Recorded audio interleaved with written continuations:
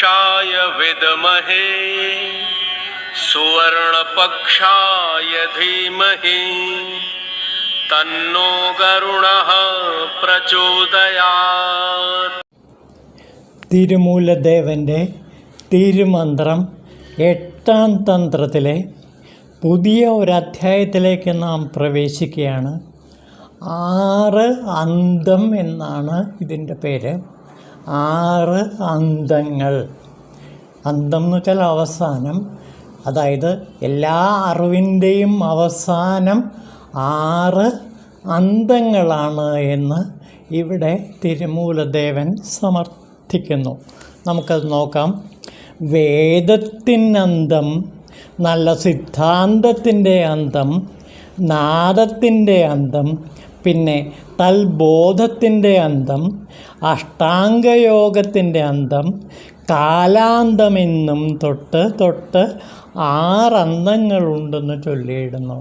6 അന്തങ്ങളെക്കുറിച്ചിട്ടാണ് ഇവിടെ പറയുന്നത്. വേദത്തിൻ്റെ അന്തം, വേദാന്തം, അതായത് ഉപനിഷത്തുക്കൾ. സിദ്ധാന്തത്തിൻ്റെ അന്തം, അതായത് ശൈവ സിദ്ധാന്തം. നാദത്തിൻ്റെ അന്തം, നാദാന്തം. ബോധത്തിൻ്റെ അന്തം, ബോധാന്തം. പിന്നെ അഷ്ടാംഗയോഗത്തിൻ്റെ അന്തം, അതായത് സമാധിസുഖം. പിന്നെ കലയുടെ അന്തം, എല്ലാ കലകളും അവസാനിക്കുന്ന നാദാന്തത്തെക്കുറിച്ചിട്ടാണ് ഇവിടെ പറയുന്നത്. അങ്ങനെ തൊട്ട് അന്തങ്ങൾ 6 അന്തങ്ങളുണ്ട്. ഈ അന്തങ്ങൾ തന്നെയാണ് വേദത്തിൽ പറയുന്ന ഷഡ്ദർശനങ്ങൾ. ഏതൊക്കെയത്? സാഖ്യം, യോഗം, ജ്ഞാനം, വൈശേഷികം, പൂർവമീമാംസ, ഉത്തരമീമാംസ. ഇവകളെക്കുറിച്ചിട്ട് ആദ്യ ക്ലാസ്സുകളിൽ വ്യക്തമായിട്ട് വിശദീകരിച്ചിട്ടുണ്ട്.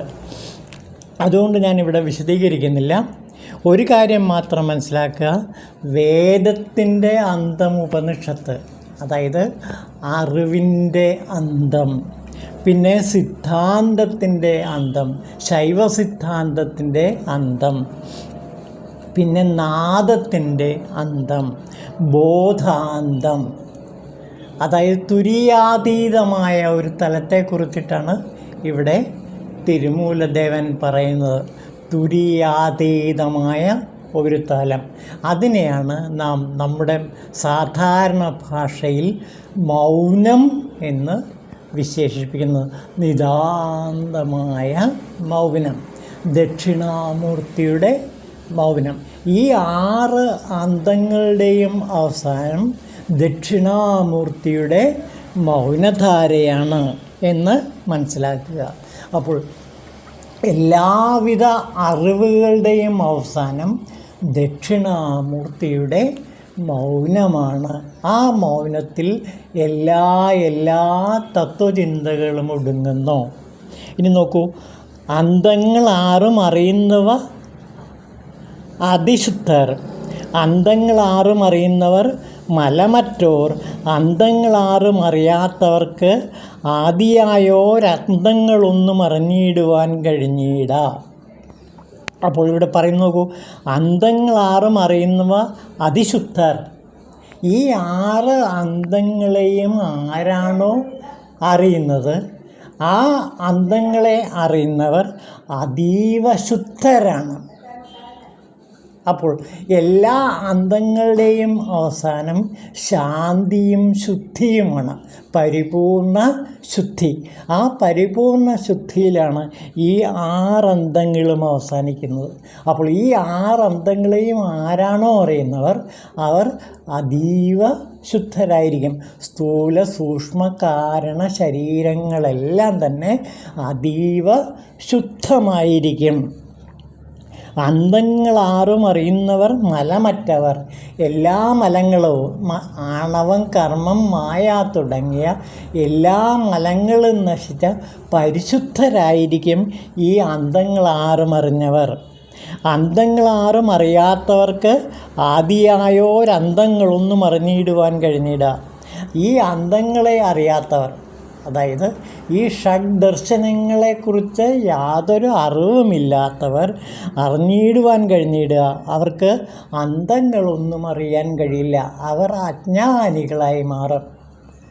അപ്പോൾ അജ്ഞാനികൾ എന്ന് പറയുന്നത് ഈ 6 അന്തങ്ങളെക്കുറിച്ചും ഒരു ഗ്രാഹ്യവുമില്ലാത്തവരാണ്. ഈ 6 അന്തങ്ങളെക്കുറിച്ച് അറിയുന്നവരെല്ലാം തന്നെ ജ്ഞാനികളാണ്, അവർ ജ്ഞാനശിവന്മാരാണ്. താനായ വേദാന്തത്തിൽ, താനായ സിദ്ധാന്തത്തിൽ, താൻ അണുവായി പിറന്ന തുര്യത്തിൽ തന്നെ കണ്ട് തേനാം പരാപരത്തിൽ ശിവയോഗം പൂണ്ടിരുന്ന ന്യൂനം മലങ്ങളറ്റ് പ്രാപിക്കാം സിദ്ധിയെല്ലാം. എല്ലാ സിദ്ധികളും എല്ലാ മലങ്ങളും അറ്റ ശുദ്ധ ശരീരത്തിൽ, ശുദ്ധ മനസ്സിൽ, ശുദ്ധ അന്ധകരണത്തിൽ എപ്പോഴും ഈ നാദാന്തങ്ങൾ വിളങ്ങും. താനായ വേദാന്തത്താൽ വേദത്തിൻ്റെ അന്തമായ ഉപനിഷത്തായിത്തീരുന്നു. അതായത് അഹം ബ്രഹ്മാസ്മി, തത്വമസി തുടങ്ങിയ മഹാവാക്യങ്ങളുടെ പൊരുളെന്തെന്നറിഞ്ഞ് താൻ ബ്രഹ്മമായി തന്നെ ഇരിക്കുന്ന അവസ്ഥ, ആ അവസ്ഥയിൽ എല്ലാവിധ അറിവുമറിഞ്ഞ് തുര്യാതീതമായൊരു തലത്തിലേക്ക് ഈ സാധകൻ എത്തിച്ചേരുന്നു. അപ്പോൾ സാധനയുടെ അവസാനം എല്ലാവിധ ജ്ഞാനത്തിൻ്റെയും അന്ത്യത്തിൽ ആ നാദാന്തത്തിൽ തുര്യാതീതമായൊരു തലത്തിലേക്ക് ഈ സാധകൻ ഉയരുകയും അങ്ങനെ അഹം ബ്രഹ്മാസ്മി, തത്വമസി, അയമാത്മാ ബ്രഹ്മ തുടങ്ങിയ മഹാവാക്യങ്ങൾ സാക്ഷാത്കരിച്ച പരമാത്മാവായി, പരമശിവനായി, സദാശിവനായി ആ സാധകൻ വിലസുന്നു. അങ്ങനെ പരാപരത്തിൽ ശിവയോഗം പൂണ്ടിരിക്കുന്നു. അങ്ങനെ പരാപരത്തിൽ, അതായത് നാദാന്തത്തിൽ, അതായത് തുര്യാതീതമായ തലത്തിൽ സാക്ഷാൽ സദാശിവനായിക്കൊണ്ട് സദാശിവനായിത്തീർന്ന് ഇദ്ദേഹം ഈ സാധകൻ വിലസുന്നു. പിന്നെ അന്തങ്ങളാറും ചെന്നൊടുങ്ങിയിടും പരമേശനിൽ ജ്ഞാതാവും ജ്ഞാനവും ചേർന്നങ്ങൊടുങ്ങിയിടുന്നു നിൽക്കും, മൗനവും ഫലമായി സംഭവിച്ചിടും താനെ ആനന്ദം തന്നെ അന്തം സർവദാ സർവത്തിനും.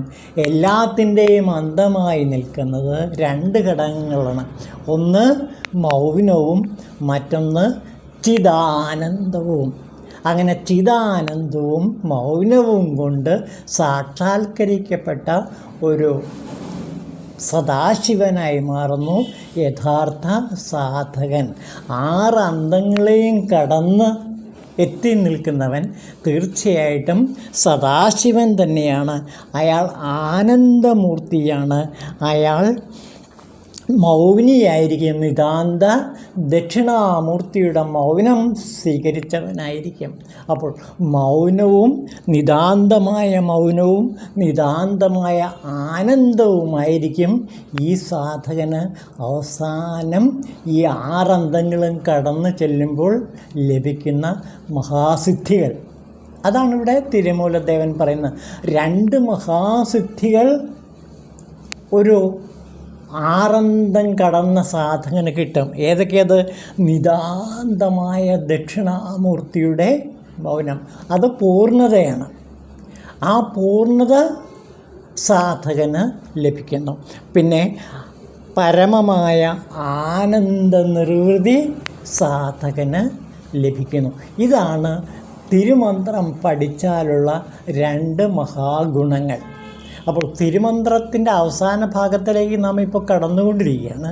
ഈ അവസാന ഭാഗത്തിൽ എത്തിച്ചേരുമ്പോൾ ഒരു സാധകൻ എത്തിച്ചേരുന്ന 2 മഹാ അവസ്ഥകളെക്കുറിച്ചിട്ടാണ് ഇവിടെ പറയുന്നത്.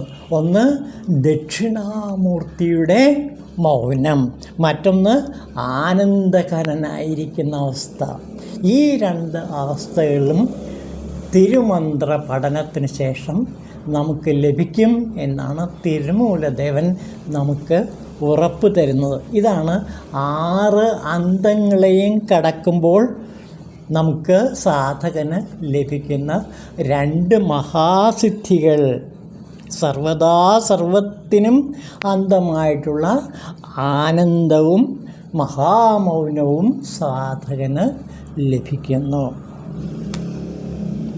ഇതാണ് തിരുമൂലദേവൻ ആറന്തത്തിൽ പറയുന്നതിൻ്റെ രത്ന ചുരുക്കം.